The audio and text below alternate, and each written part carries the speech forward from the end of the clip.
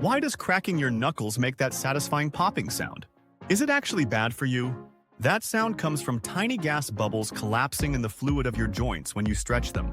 Contrary to popular belief, cracking your knuckles doesn't cause arthritis.